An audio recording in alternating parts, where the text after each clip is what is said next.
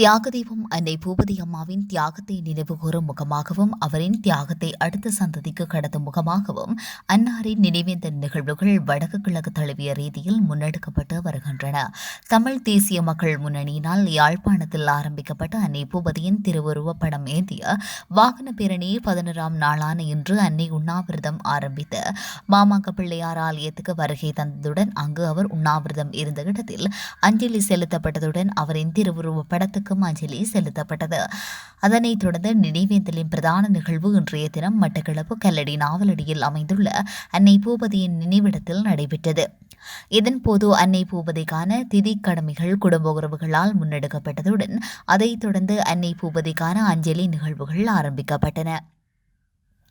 அன்னையின் இளைய மகள் ராதா அவர்களினால் ஏகச்சுடர் ஏற்றப்பட்டதுடன் அன்னையின் மூத்த மகள் சாந்தி அவர்களினால் மலர் மாலை அணிவிக்கப்பட்டது. அதனைத் தொடர்ந்து வருகை தந்தவர்களால் சுடரேற்றி மலர் தூவி நினைவு அஞ்சலி செலுத்தப்பட்டது.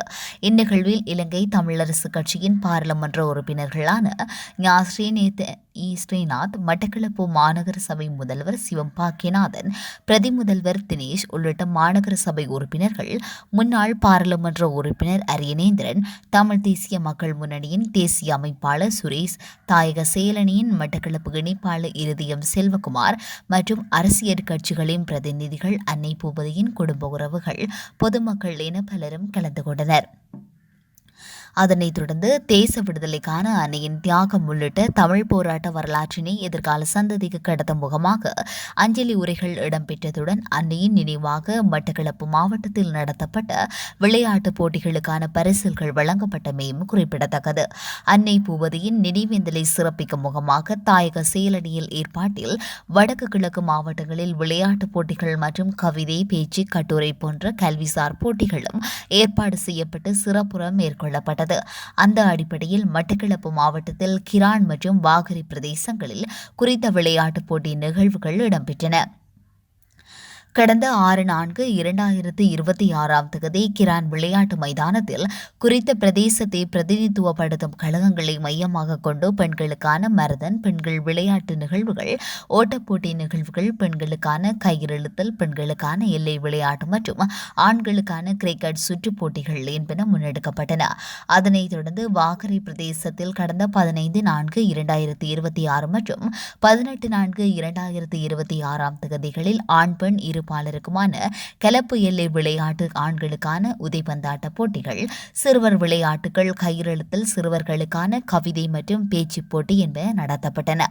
குறித்த விளையாட்டுப் போட்டிகளில் சிறுவர்கள், இளைஞர், யுவதிகள் மற்றும் பிரதேச பொதுமக்கள் ஆர்வத்துடன் கலந்து கொண்டிருந்தனர். குறித்த போட்டிகளின் முக்கிய விளையாட்டுகளுக்கான பரிசில்கள் இன்றைய தினம் நினைவேந்தல் நிகழ்வின் போது வழங்கி வைக்கப்பட்டமை குறிப்பிடத்தக்கது. இதேவேளை தமிழ் தேசிய மக்கள் முன்னணியினால் யாழ்ப்பாணத்தில் ஆரம்பிக்கப்பட்ட அன்னை பூபதியின் திருவுருவப் படம் ஏந்திய வாகன பேரணி 11ஆம் நாளான இன்று அன்னை உண்ணாவிரதம் ஆரம்பித்து மாமாங்க பிள்ளையார் ஆலயத்தில் அஞ்சலி நிகழ்வுடன் தனது பயணத்தை ஆரம்பித்து நாவலடியில் அன்னையின் நினைவேந்தல் நடைபெற்ற இடத்துக்கு வருகை தந்து குறித்த நிகழ்வுடன் இணைந்து கொண்டமையும் குறிப்பிடத்தக்கது. தேச விடுதலைக்காக தன் இன்னுயிரை தியாகம் செய்த அன்னைக்கு நன்றி செலுத்தும் முகமாகவும் அன்னையின் தியாக வரலாற்றையும் இனத்தின் விடுதலைக்கான போராட்ட வரலாற்றையும் அடுத்த சந்ததிக்கு கொண்டு சேர்க்கும் முகமாக நடத்தப்பட்ட இந்நிகழ்வில் பொதுமக்கள் மிக உணர்வுடன் கலந்து கொண்டு அன்னைக்கு அஞ்சலி செலுத்தியிருந்தனர்.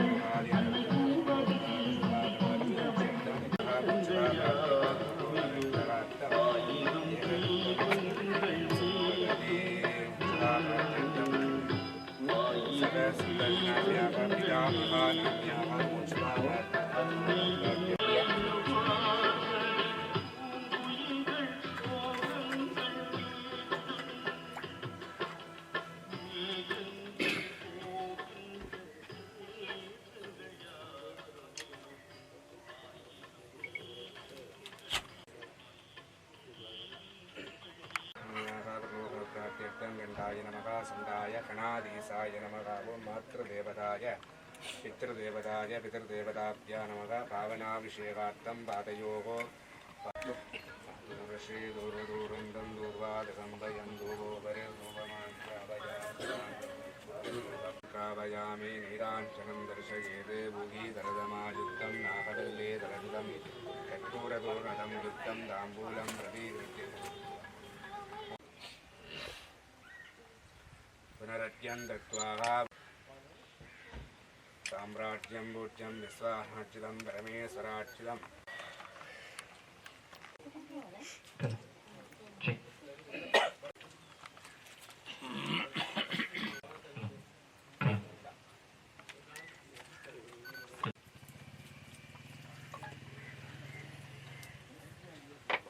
मत्तिया पूर्वभङ्ग्रः गुणविशेषेण विशिष्टायामस्यां वर्धमानायां सुपतितौ नारायणस्वामिन् हरारविन्दयोगनुग्रहपरिपूरणकृपाकरार्चित्यर्थं मातृदर्पणाहिङ्गर्यार्थम् अयोध्या माया मधुरा काया काञ्जी हरारविन्दयोगनुग्रहार्थम् अयोध्या माया मधुरा काया गुरुः मोक्षदार्थ्यर्थं पितरदर्पणार्थं सान्दकुमार नामधेयस्यानां पितृदर्पणाधिङ्गर्यार्थं विद्यास्वतत्वादिस्वरूपं स्वभावनार्थम् अयोध्या माया मधुरा काया काञ्ची काशीनाथ सन्निधौ कुरुः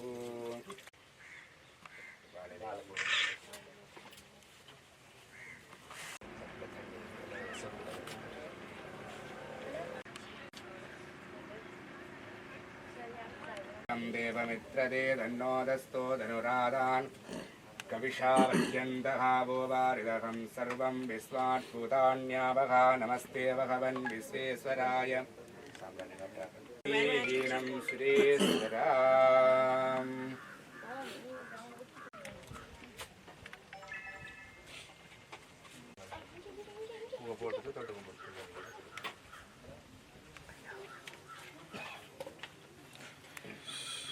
நிகழ்வுங்கிறது எங்களுக்கு இப்போ சொல்லிங்க டைம் தெரியாது அவன் சொல்ல தேவையில்லடா போகிறது அவனுக்கு தான் துடிக்கு தான் மெசேஜ் போகிற முதல் களத்தில்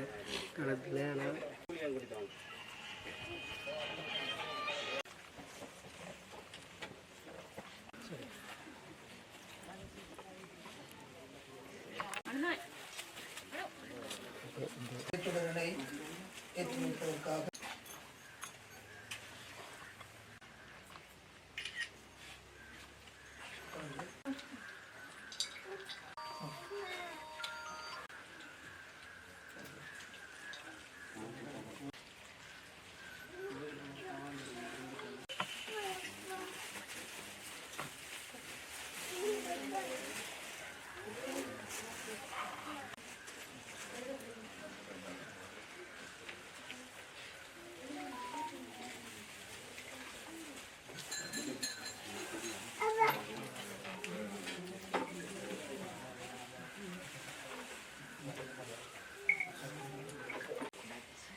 அடுத்ததாக மலர் மாலை அணிவிப்பதற்காக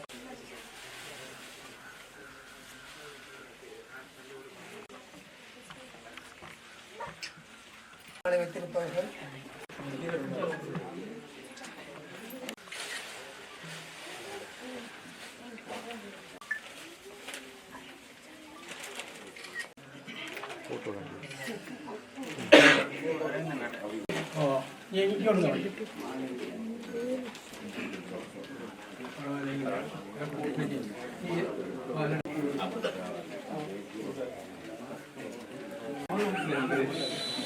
அந்த மாதிரி விட்டுறாங்கடா.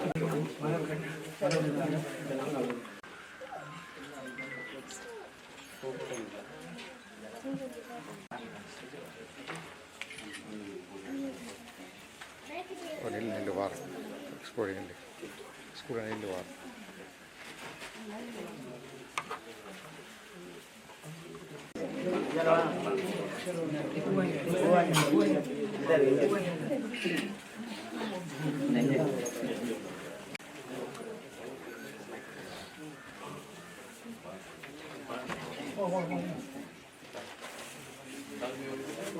போங்கடா.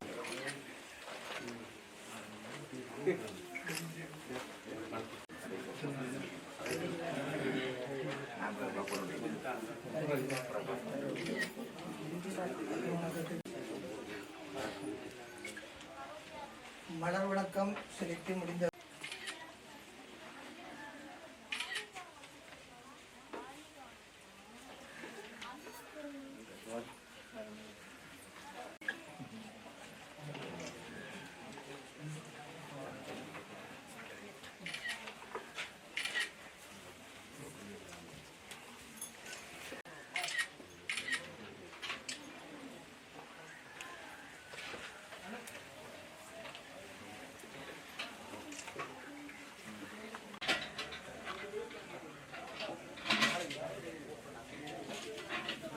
நன்றி. தொடர்ந்து பரிசு இந்த நிகழ்வில் கலந்து கொள்ள வேண்டும் என்கின்ற எண்ணத்தோடு கடைசி நேரத்தில் தொலைபேசி மூலமாக தொடர்பாடி அவர் பூசையை முடியல. சில அன்னை பூபதி அம்மையாரை பொறுத்தமட்டில் முதலில் அவர் ஒரு குடும்ப தலைவியாக இருந்தவர். அந்த குடும்ப தலைவி என்கின்ற வட்டத்திற்குள் அவருடைய வாழ்க்கையை முடித்துக்கொள்ள அவர் விரும்பவில்லை. தமிழர்களுக்கு எதிரான ஒரு விதமான அழுத்தம் அல்லது அச்சுறுத்தல் ஏற்பட்ட காலத்தில் அவர் துணிந்து உண்ணாவிரதம் இருந்து, அதாவது சாகும் வரை உண்ணாவிரதம் இருந்து தன்னுடைய பெயரை சரித்திரத்தில் பதித்து கொண்டவர்தான் அன்னை பூபதி அம்மையார் அவர்கள். உண்மையில் அந்த காலத்தில் இந்திய அமைதி காக்கும் படையினர் இங்கு வந்து அமைதியை பாதுகாக்க வேண்டும், இந்திய இலங்கை ஒப்பந்தத்தை நடைமுறைப்படுத்த வேண்டும் என்ற அடிப்படையில் வந்தவர்கள். அதேவேளை அவர்கள் பின்னர் அந்த இந்திய அமைதி காக்கும் படை ஒரு யுத்த களத்தில் இறங்கி போராட்டம் விடுதலை புலிகளுக்கு எதிராக நடைபெற்று கொண்டிருந்த போது அந்த போராட்டம் நிறுத்தப்பட வேண்டும், பேச்சுவார்த்தை நடத்தப்பட வேண்டும், அதன் மூலமாக சமாதானமான ஒரு தீர்வு எட்ட வேண்டும் என்ற அடிப்படையில் செயற்பட்டவர் அன்னை பூபதி அம்மா. அதன் காரணமாக ஒரு குடும்பத்தின் தாயாக இருந்தவர் ஈழத் தமிழர்களின் ஒரு தாயாக உயர்ந்திருக்கின்றார். அது மாத்திரமல்லாமல் உலகத் தமிழர்களின் ஒரு தாயாகவும் உயர்ந்திருக்கின்றார். ஆகவே அவர் செய்த தியாகம் என்பது மற்றவர்களின் மனங்களில் பதிந்து இன்று எல்லோரும் பூபதி அம்மையாரை ஒரு அன்னையாக போற்றுகின்ற ஒரு நிலைக்கு அவர் உயர்ந்திருக்கின்றார் என்றால் அவருடைய அந்த காலத்தில் செய்ய வேண்டிய காலத்தில் செய்த தியாகம்தான் முக்கியமாக இருக்கின்றது. எனவே அன்னை எடுத்துக்கொண்ட அந்த குறிக்கோள் காந்திய தேசத்திற்கு கூட ஒரு காந்திய பாதையை அவர் வழிகாட்டியிருக்கின்றார். காந்தி உண்ணாவிரதம் இருந்திருக்கின்றார். ஆனால் சாகும் வரை அந்த உண்ணாவிரதத்தை அவர் நீடிக்கவில்லை. சில கோரிக்கைகள் நிறைவேற்றப்பட்டதன் பின்னர் அவர் அந்த உண்ணாவிரதத்தை விடுத்திருக்கின்றார். ஆனால் அன்னையை பொறுத்த மட்டில் ஈழத்தில் மட்டக்களப்பில் அமிர்தகளியில் அந்த மாமாங்கேஸ்வரர் ஆலயத்திற்கு முன்றலாக அவர் உண்ணா நோன்பிருந்து இறுதி வரைக்கும் தன்னுடைய அந்த தியாகத்தை காட்டி என்று எத்தனை ஆண்டுகள் கழிந்தாலும் அவரை நினைத்து நாங்கள் அவருடைய தியாகத்தை பாராட்டக்கூடிய விதத்தில் அவருடைய தியாகம் அமைந்திருக்கின்றது. அவருடைய குறிக்கோள், அவருடைய எண்ணம் தான் மடிந்தாலும் தமிழ் மக்களுக்கு ஒரு நல்ல ஒரு தீர்வு கிடைக்க வேண்டும், தமிழ் மக்கள் அமைதியாக வாழ வேண்டும், தமிழ் மக்கள் சமத்துவமாக வாழ வேண்டும், தமிழ் மக்கள் சம உரிமையோடு வாழ வேண்டும் என்ற அடிப்படையில் அவருடைய தியாகம் அமைந்திருக்கின்றது.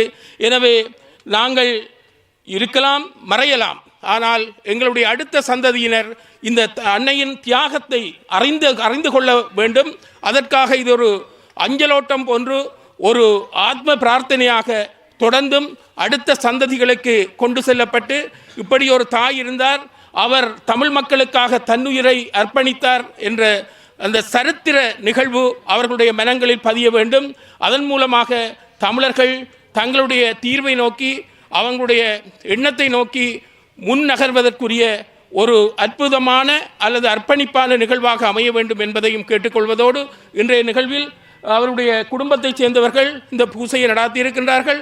மற்றும் அதே போன்று தாயக செயலணியினர் அவர்களுக்குரிய அந்த அஞ்சலி நிகழ்வில் நடாத்துவதற்கு ஒரு பங்களிப்புகளை செய்திருக்கின்றார்கள். அவருடைய ஞாபகார்த்தமாக விளையாட்டுப் போட்டிகளை நடாத்தியிருக்கின்றார்கள். பல்வேறு தூரம் குறிப்பாக யாழ்ப்பாண மாவட்டத்திலிருந்து வடபுலத்திலிருந்தும் இங்கு அஞ்சலி செலுத்துவதற்காக வந்திருக்கின்றார்கள். நாங்கள் அவர்களை உண்மையில் வரவேற்கின்றோம். அவர்களுடைய பிரதிநிதிகளையும் நாங்கள் வரவேற்கின்றோம். உறுப்பினர்கள், கௌரவ அமைப்பாளர்கள் போன்றவர்களையும் வரவேற்று அன்னையின் ஆத்மா சாந்தியடைய வேண்டும், அவருடைய உயர்ந்த லட்சியம் என்றும் உயர்ந்து நிற்க வேண்டும் என்று வேண்டி எனது இந்த அஞ்சலி உரை வைத்திய கலாநிதி டாக்டர் ஸ்ரீநாத் அவர்களின் எமது மட்டக்களப்பு மாநகர சபையின் முன்னாள் மாநகர பூபதி அம்மாவின் இந்த நினைவு தினமானது எமக்கு எல்லாம் கற்பிக்கின்ற ஒரு பாடமாக அமைந்திருக்கின்றது. தமிழ் தேசிய வரலாற்றிலே நாம் எதை செய்ய வேண்டும், எதற்காக நாம் வாழ்கின்றோம், நாம் பிறந்து விட்டோம், நாம் இறக்கும் வரை நாம் செய்கின்ற பணிகள் என்ன என்பதற்கு ஒரு இலக்கணமாக அன்னை பூவதி அவர்கள் திகழ்ந்திருக்கின்றார்.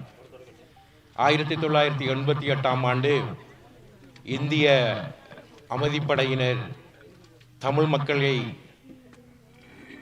அவர்களை அடாவடித்தனங்கள் செய்திருந்த போதும் அந்த அடக்குமுறைகளை நிறுத்த வேண்டும் என்றும் தமிழீழ விடுதலை புலிகளுடனான ஒரு பேச்சுவார்த்தை, ஒரு சமாதான ஒப்பந்தத்தின் மூலம் தமிழ் மக்களின் அரசியல் உரிமைகள் பெறப்பட வேண்டும் என்பதை முன்னிறுத்தி அவர் உண்ணா நோன்பிருந்து உயிர் நீத்து எமது மட்டக்களப்புக்கு ஒரு பெருமையை ஏற்படுத்தியிருந்தார். எமது மட்டக்களப்பு மக்களின் அந்த அரசியல் உரிமைக்காக அவர் தன்னையே உயிர் நீத்த அந்த நிகழ்வானது இந்த இலங்கை மட்டுமல்ல சர்வதேசம் எல்லாம் அவரது நாமம் என்று பேசப்படக்கூடிய அளவுக்கு அவரது அந்த செயல்பாடு அமைந்திருக்கிறது. ஒரு மனிதன் பிறந்தான், வளர்ந்தான், இறந்தான் என்று இல்லாமல் தான் பிறந்தத்துக்கு பிறகு தான் இறந்தத்துக்கு பிறகு அந்த செயற்பாடுகளை அவரது தியாகங்களை ஒரு சமூகத்துக்காக தன்னை அர்ப்பணித்து செய்திருக்கிறார் என்று வேறோர் அதை புகழ்பற்றி கூறும் அளவுக்கு அவரது செயல்பாடுகள் அமைந்திருக்கின்றன. உண்மையிலே யாழ்ப்பாணத்தில் இருந்து கூட இங்கே கலந்து கொண்டு இங்கே அவருக்கு அஞ்சலி நிகழ்வில் அனுஷ்டிப்பதற்காக இங்கே வருகை தந்திருக்கின்றவர்களை நினைக்கும் போதும் வடகிழக்கு தாயகமெங்கும் அன்னை பூவதியின் இந்த நாமம் நிலைத்திருக்கிறது என்பதே இங்கே மறக்க முடியாத ஒரு நிதர்சனம் என்று நாங்கள் இங்கள் கூறலாம். இது எப்படியாக இருந்த போதிலும் அன்னை பூவதி அம்மா எமது தமிழ் தேசிய விடுதலை வரலாற்றிலே நம் எல்லோருக்கும் ஒரு இலக்கணமாக ஒரு முன்னுதாரணமாக திகழ்ந்திருக்கிறார் என்பதுதான் உலகறிந்த உண்மை என்று தெரிவித்து இங்கே கலந்து கொண்ட எல்லோருக்கும் நன்றியை தெரிவித்து அமைகின்றேன். நன்றி.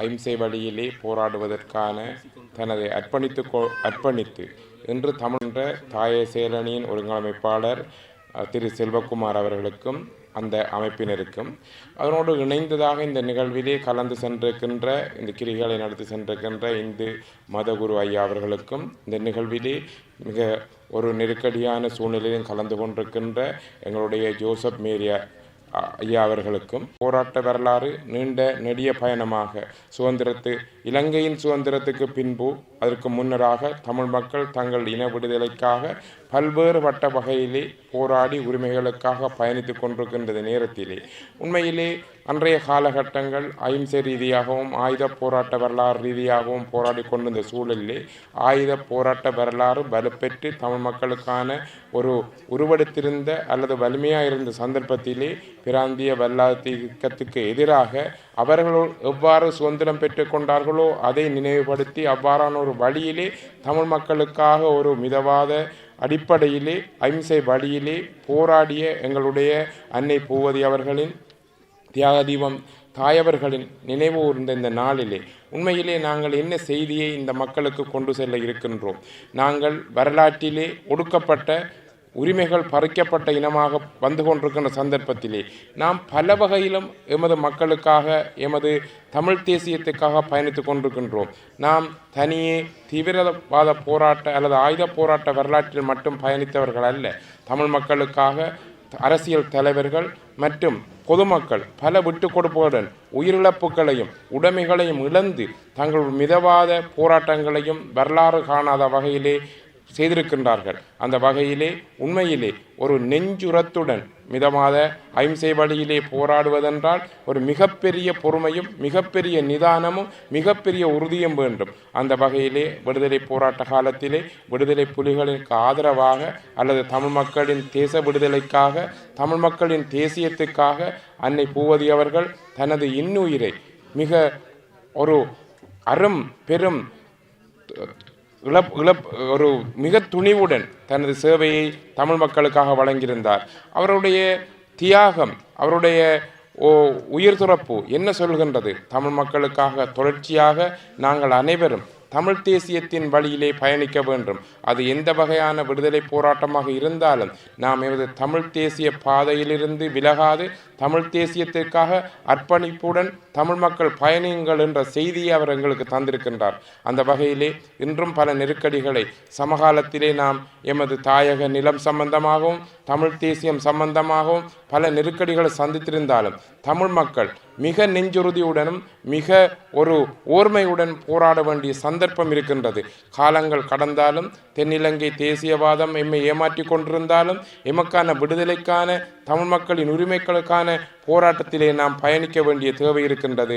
அன்னையின் அந்த அர்ப்பணிப்புக்காக நாம் அந்த விடயத்திலே ஒன்றுபட்டு கட்சிகளின் பேதம் மறந்து தமிழ் தேசியத்துக்காக நாம் இன்று ஒன்று சேர்ந்திருக்கின்றோம். மிக முக்கியமாக இன்று அந்த ஊர்தியை நீங்கள் கொண்டு வந்திருக்கின்றீர்கள். இந்த பிரதேசமெங்கும் அந்த செய்தியை தமிழ் மக்களுக்கும் இளம் சந்ததியினருக்கும் கொண்டு சென்றிருக்கின்றீர்கள். உண்மையிலே அந்த விடயத்திலே நான் உங்களை பாராட்டுகின்றேன். கடந்த பல வருடங்களாக நீங்கள் இந்த அர்ப்பணிப்பான செயலை வருகின்ற இளம் சந்ததியினருக்கு இந்த செய்தியை நீங்கள் கொண்டு செல்கின்றீர்கள். வருகின்ற இளம் சந்ததியினருக்கு தமிழ் தேசியம், தமிழ் விடுதலை, தமிழ் மக்களின் பாரம்பரியம், தமிழ் மக்களின் கலாச்சாரம் சம்பந்த விடயங்களை உறுதியான வகையில் கொண்டு செல்வதற்கான இந்த தாயக செயலனின் செயற்பாடுகளை நாம் உண்மையாக பாராட்ட வேண்டிய தேவை இருக்கின்றது.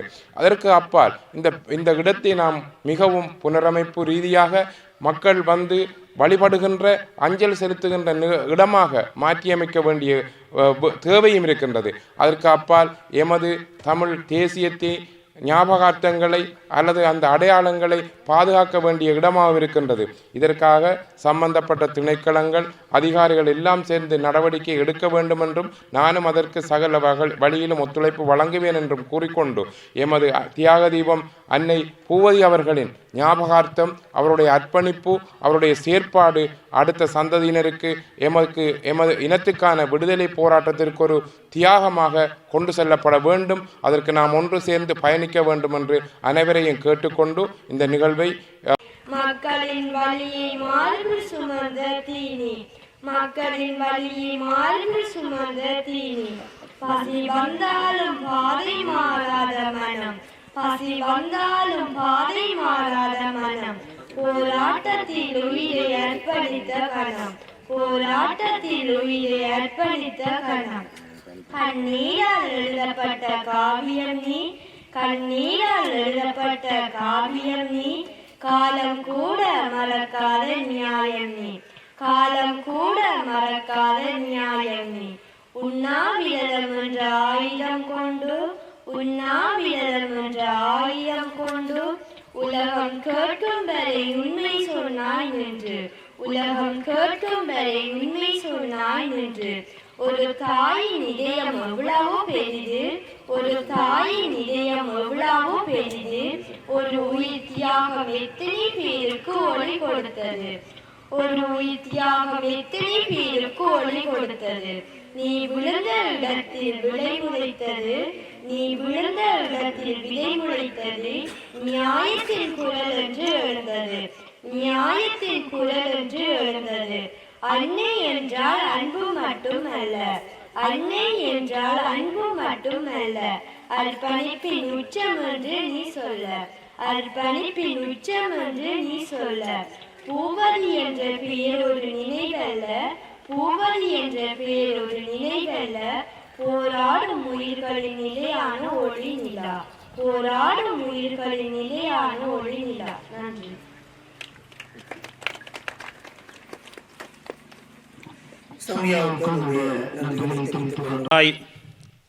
எதற்காக தனது உயிரை அர்ப்பணித்தார் என்பதை நாம் மட்டுமல்ல எமது எதிர்கால சந்ததியினர் ஒவ்வொருவரும் அறிந்து கொண்டு அந்த தியாகத்திற்கு மதிப்பளித்து தியாகத்தின் உச்சத்தை அடையும் வரை ஒவ்வொரு எதிர்கால சந்ததியினரும் பாடுபட வேண்டும் என்பதை வலியுறுத்தி எனது கருத்துரையை முன்வைக்கின்றேன்.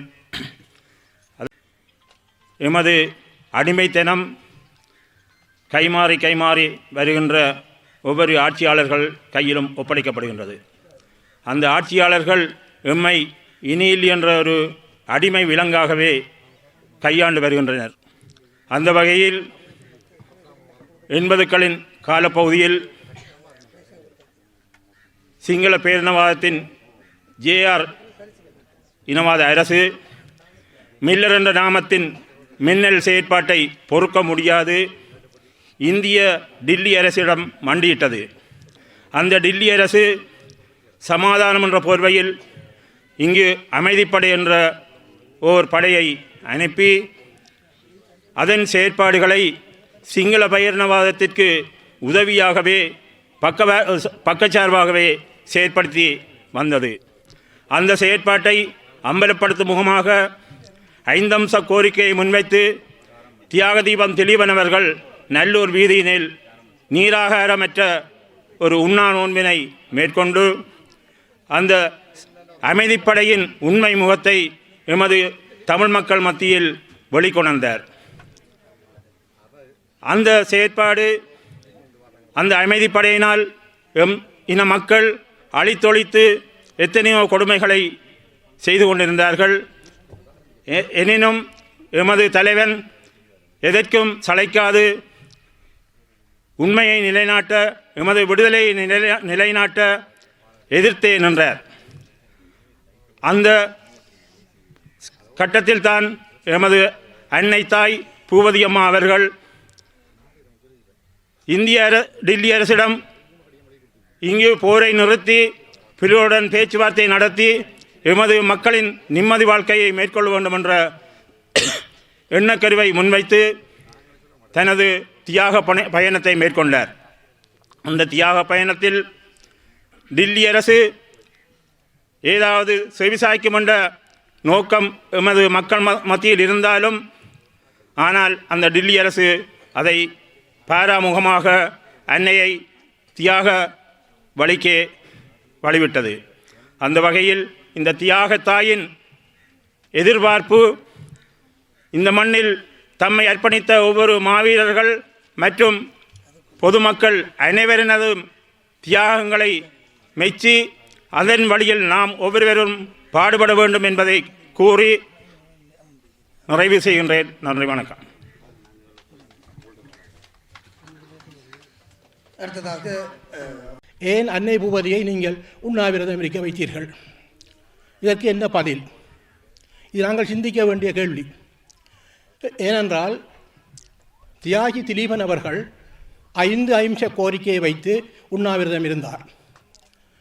1987 ஜூலை 29 இலங்கை இந்திய ஒப்பந்தம் கைச்சாத்திடப்படுகின்றது.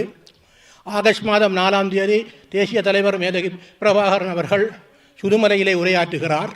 அடுத்த நாள் ஆயுதங்கள் ஒப்படைக்கப்படுகின்றது. ஆயுதங்கள் ஒப்படைக்கப்பட்டதற்கு பிறகு போராட்டம் இடம்பெறவில்லை. போராட்டம் இடம்பெறாமலே தியாகி திலீபன் அவர்கள் 5 அம்ச கோரிக்கையை முன்வைத்தார்.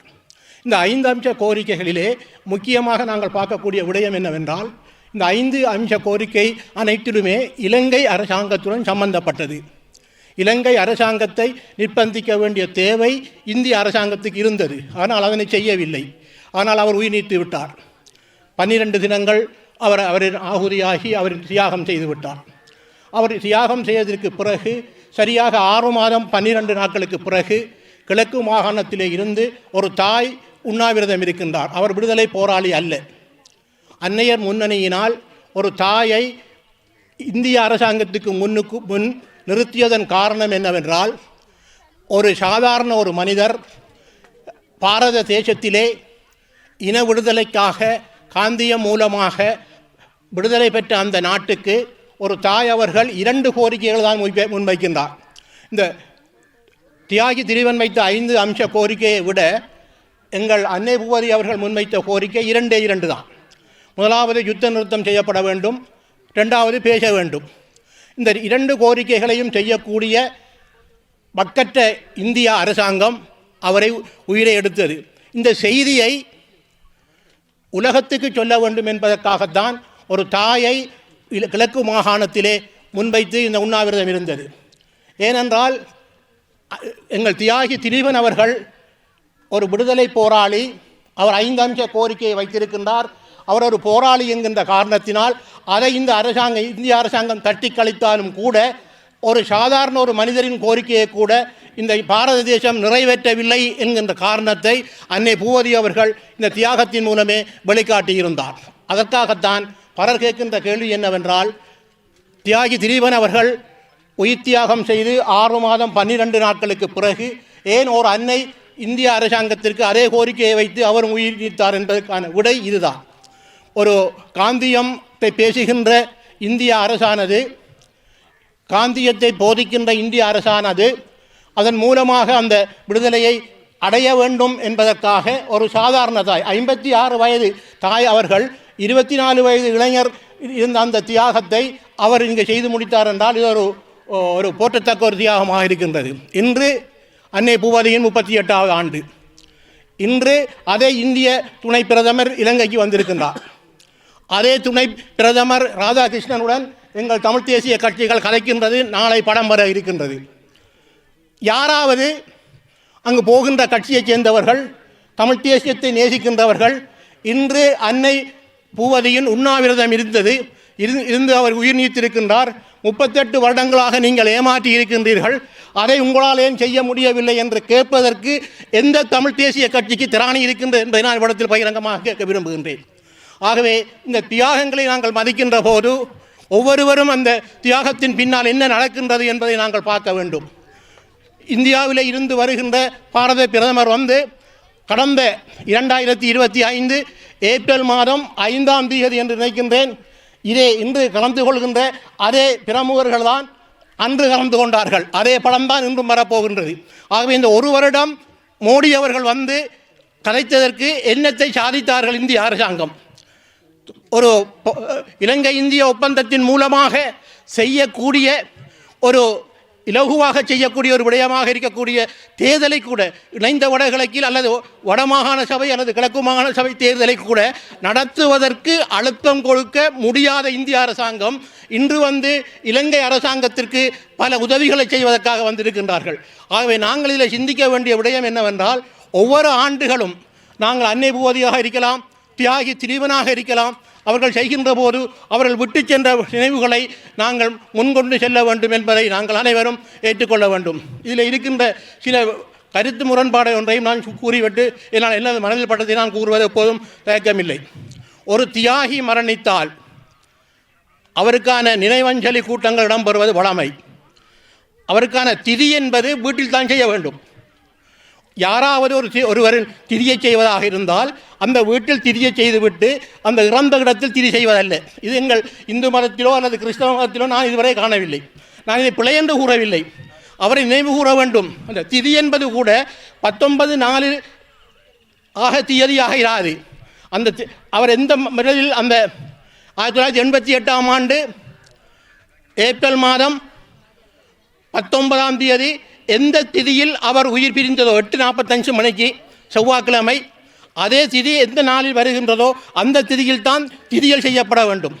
அது உண்மையிலே அவர் வாழ்ந்த இடம், அவர் இருந்த பூர்வீகம், அவர் மக்கள் இருந்த சந்ததி, அந்த இடத்தில் செய்வதுதான் அவருக்கான ஒரு ஆத்ம திருப்தியாக இருக்கும் என்ற விடயத்தை என்னால் நான் ஒன்று அறிந்தால் அதை மனதிலே விட்டு செல்வதல்ல. ஆனால் இந்த நினைவாஞ்சலி கூட்டங்கள் நினைவு என்பது அந்த இடத்திலே செய்யப்பட வேண்டிய ஒரு விடயமாக இருக்கின்றது. அன்னை பூவதி என்பது ஈழத்திலே இருக்கின்ற, உலகத்திலே இருக்கின்ற எல்லோருக்குமான தாய். அவரை போற்றுகின்ற கடப்பாடு உலகத்திலே இருக்கின்ற அனைத்து தமிழர்களுக்கும் இருக்கின்றது. ஆகவே அந்த வகையில் இந்த உன்னதமான தாயை நாங்கள் 36வது ஆண்டிலே செய்து கொண்டிருக்கின்றோம். நாங்கள் கடந்த இன்னல்கள் மத்தியிலே நாங்கள் இதை செய்திருக்கின்றோம். இப்பொழுது ஆட்சிகள் மாறுகின்ற போது நினைவுகள் ஜனங்களை செய்வது மாத்திரம் இடம்பெறுகின்றதை தவிர அதற்கான சுதந்திரம், அதற்கான விடிவு எங்களுக்கு கிடைக்கவில்லை. அது கிடைக்கும் வரை நாங்கள் போராட வேண்டும். அதுதான் அன்னை பூவதிக்கு நாங்கள் செய்கின்ற அஞ்சலி என்று கேட்டு விடைபெறுகின்றேன். நன்றி, வணக்கம். அடுத்ததாக தமிழ் தேசிய அன்னை பூவதி அம்மா மற்றும் இந்த நிகழ்விலே கலந்து கொண்டிருக்கின்ற கௌரவ பாராளுமன்ற உறுப்பினர்களே, முன்னைநாள் பாராளுமன்ற உறுப்பினர்களே, இனிய உறுப்பினர்களே, அன்பிற்கினிய மக்களே, அனைவருக்கும் இந்நேர வணக்கம்.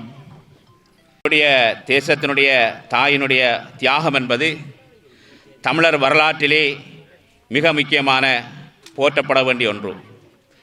தமிழ் மக்களுடைய போராட்ட வரலாற்றில் 2 மாபெரும் தியாகங்கள் நடைபெறியிருக்கின்றது. அந்த தியாகத்திலே முதலாவதாக தியாக தெய்வம் அண்ணன் திலீபன் அவர்கள் வடமாகாணத்திலும், அதனைத் தொடர்ந்து கிழக்கு மாகாணத்திலே அன்னை பூவதி அம்மாவினுடைய தியாகம் நடந்தேறியிருக்கின்றது. இந்த நிகழ்வுகள் தமிழ் மக்களை பொறுத்தமட்டிலே மிக முக்கியமானது. இந்த உலகத்திலே தமிழர்கள் இலங்கைத்தீவிலே வாழுகிறார்கள் என்ற செய்தியை தமிழ் மக்களுக்காக போராடின விடுதலை புலிகள் அவர்கள் அந்த போராட்ட வீச்சை எந்த அளவுக்கு மாவீரர்கள் உலகறிய செய்தார்களோ அதைவிட மேலாக இது ஒரு படியாக இந்த தியாகங்கள் தமிழ் மக்களுடைய உரிமையை வலியுறுத்தி நடந்து வருகின்றன என்பது அனைவரும் அறிந்த விடயம். தமிழ் மக்கள் இந்த தீவிலே சிங்கள தேசியவாதத்தினால் சிங்கள பேரினவாதத்தினால் தொடர்ச்சியாக அடிமையாக்கப்பட்டு கொண்டிருந்த காலத்திலே இந்திய அரசாங்கம் தன்னுடைய தன் நலனுக்காகவும் தன்னுடைய வெளியுறவு கொள்கைகளுக்காகவும் இந்த இலங்கையிலே வாருகின்ற ஒவ்வொரு ஆட்சி அரசாங்கங்களையும் தனக்கேற்ற விதமாக மாற்றிக்கொண்டு வருகின்றார்கள். அந்த அடிப்படையிலே தமிழர்கள் இங்கே இந்த பேரினவாதத்தினால் தொடர்ச்சியாக அடிமையாக்கப்பட்டு கொண்டிருப்பதை அவர்கள் கருத்தில் கொள்ளாது அவர்களுடைய நலன்களை கருத்தில் கொண்டே இதுவரையும் அவர்கள் செயற்பட்டு வந்திருக்கின்றார்கள். அதற்கு சான்றாக எங்களுடைய 2 பெரும் தியாகங்கள் நடந்து வருகின்றது. அண்ணன் தியாகதீபன் தெளிவனாளுடைய தியாகம், அடுத்ததாக எங்களுடைய அன்னை பூவதி அம்மாவினுடைய தியாகம். அன்னை பூவதி அம்மா அவர்கள் இந்த மண்ணிலே அவை அன்னையர் முன்னணியினுடைய தலைவியாக இருந்து தன்னுடைய தியாக நடவடிக்கையை மேற்கொண்டிருந்த காலப்பகுதியிலே இந்திய அரசாங்கம் IPK எனப்படுகின்ற இந்திய படையை இந்த தீவிலே அமைதியை ஏற்படுத்துவதற்காக அனுப்பி வைத்து அவர்கள் வேலியை பயிர் மேய்வது போல் தமிழ் மக்களுக்கு ஒரு பாதுகாப்பை வழங்குவதற்காக அனுப்பப்பட்ட IPK அந்த இந்திய படை தமிழர்களை இந்த வடக்கு கிழக்கிலே கொன்று குவித்து ஒழித்தார்கள். அதிலே கிழக்கு மாகாணத்திலே தமிழ் மக்களுடைய இருப்பிடங்களையும் தமிழ் மக்களையும் தமிழர்களுடைய இளைஞர் யுவதிகள் மற்றும் அவர்களுடைய பெண்கள், குறிப்பாக பெண்கள் கடத்தப்பட்டும் காணாமலாக்கப்பட்டும் பாலியல் வல்லுறவுக்கு உட்படுத்தும் பெரும் அட்டூழியங்களை மேற்கொண்டார்கள். அந்த நிலையிலே அவர்கள் அதனை கண்ட அம்மா அவர்கள் 2 அம்ச கோரிக்கைகளை முன்வைத்து உடனடியாக வந்து விடுதலை புலிகளுக்கும் இந்திய இராணுவத்துக்கு நடைபெற்ற அந்த போராட்டத்தை உடனடியாக நிறுத்த வேண்டும், உடனடியாக விடுதலை புலிகளுடன் பேச்சுவார்த்தை நடத்த வேண்டும் என்ற அந்த 2 அம்ச கோரிக்கைகளை முன்வைத்து அந்த தியாகத்தை செய்து சரியாக 32 நாட்கள் அந்த தியாகத்தை மேற்கொண்டு அவர் தன்னுடைய உயிரை தியாகம் செய்தார். இதெல்லாம் நாங்கள் சும்மா நடந்து வந்த விடயமாக கடந்து செல்ல முடியாது. ஏனென்றால் தமிழ் மக்களுடைய போராட்டம் கடந்த 76 வருடங்களாக இந்த மண்ணிலே உரிமைக்காக நடந்து கொண்டிருக்கின்றது. இந்த போராட்டத்திலே பல பரிணாமங்கள் நடைபெற்றிருக்கின்றது. ஜனநாயக வழியிலும் ஆயுத வழியிலும் இவ்வாறான தியாக வழியிலும் இந்த போராட்டங்கள் முன்னெடுக்கப்பட்டு வருகின்றன. அந்த அடிப்படையிலே எங்களுடைய தியாகதீபம் அன்னை பூவதி அவர்களுடைய தியாகத்தை நாங்கள் எங்களுடைய எதிர்கால சந்ததிக்கு கடத்த வேண்டிய மிக பெரும் பொறுப்பில் இருக்கின்றோம். அதை எந்த விதத்திலே நாங்கள் கடத்தலாம், அவர்கள் எந்த விதத்திலே வரலாற்றை விளங்கிக் கொள்ளலாம் என்று சொன்னால் நாங்கள் இவ்வாறான நினைவேந்தல்களையும் அவருடைய திருவுருவ படங்களை தாண்டிய ஊர்திகளை கிராமங்கள் தோறும் எங்கள் மக்கள் மத்தியிலே கொண்டு செல்கின்ற போதுதான் எங்களுடைய இளம் தலைமுறையினர் இதனை விளங்கிக் கொள்வார்கள். காலங்காலமாக ஆட்சிக்கு வந்த அரசாங்கங்கள் தமிழ் மக்களை சிங்கள மக்களோடு சேர்ந்து ஒன்றாக ஆகிய இந்த தீவை பௌத்த தீவாக மாற்றுவதற்கான தீவிர முயற்சியில் ஈடுபட்டு வருகின்றார்கள்.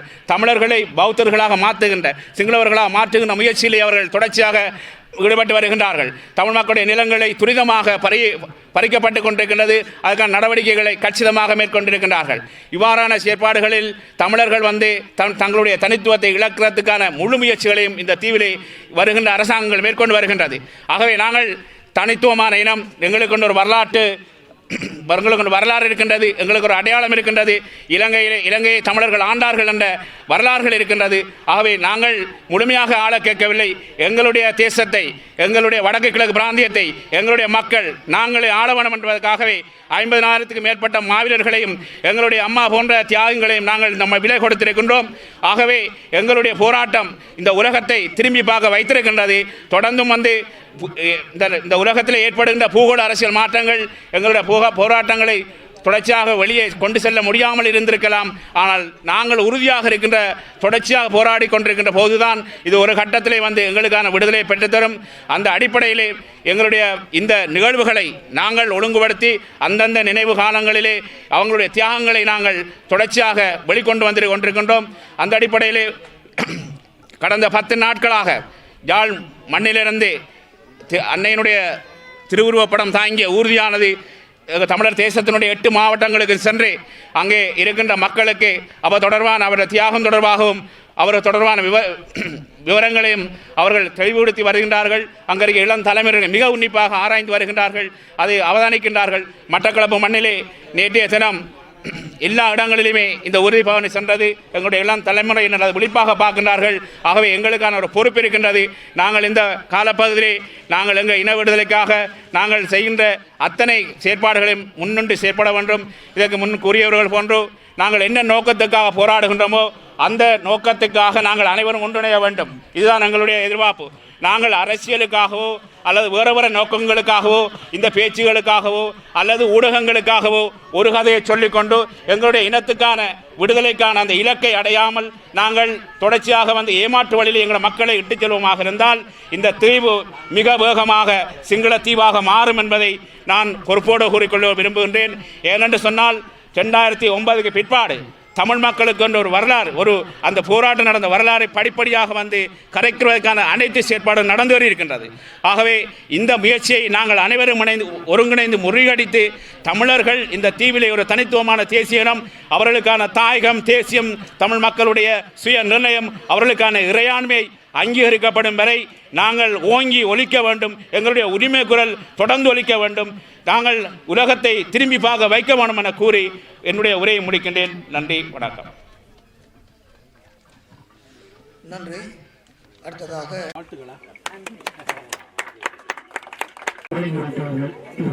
நன்றி தெரிவித்துக் கொள்ளும்.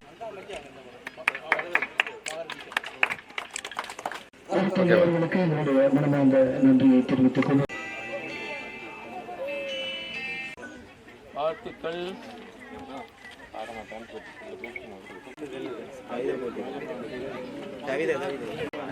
கவிதை வாசித்ததாக மதுரை அணை பூர்வனுடைய பேரன்